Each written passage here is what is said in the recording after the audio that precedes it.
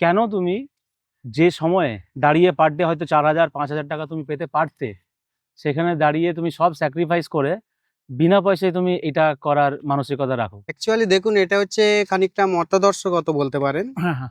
Actually আমরা যে এই পার্টিটা করি, এই পার্টির একটা নীতি আদর্শ সেটা আমাকে মুগ্ধ করে।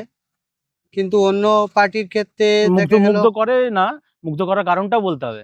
হ্যাঁ, মুগ্ধ করার কারণ হচ্ছে এই যে আমি যতদূর দেখেছি যে গরিব মানুষের, খেটে খাওয়া মানুষের পাশে একমাত্র এই পার্টি কিন্তু একমাত্র অবলম্বন, এটা আমার মনে হয়েছে। সেই কারণে আমি তুমি কি অন্য খবরের চ্যানেল দেখো না যে পার ডে প্রতি মাসে 1,500 টাকা করে ঢুকছে, প্লাস হচ্ছে যুবসাথী এত টাকা পাচ্ছে, সেখানে তো ওরাও তো গরিব মানুষের জন্য তো ইয়ে করছে।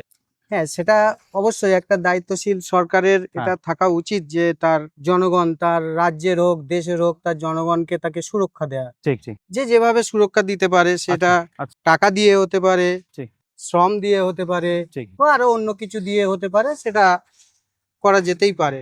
না, অ্যাকচুয়ালি দেখুন, আমাদের এই যে পার্টি, আমরা এই পার্টির সঙ্গে প্রায় 2013 সাল থেকে যুক্ত আছি। আচ্ছা আচ্ছা। তো আমার মনে হয় যে যেভাবে আমরা ভোটটা করে থাকি, সেভাবে আমাদের মানে টাকা নেওয়া তো দূরের কথা, আমাদেরকে আরো টাকা দিতে হয়।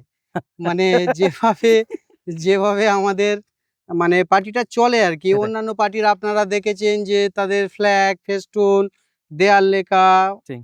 অনেক পরিমাণেই বেশি। মানে আমরা 4টে দেয়াল লিখলাম, ওরা 400 ফ্ল্যাগ এনে ঢেকে দিল। সেক্ষেত্রে যতটা কন্ট্রিবিউট আমরা করতে পারি, আমরা ধরুন এটাতে শ্রম দিয়েই সাহায্য করছি পার্টিকে।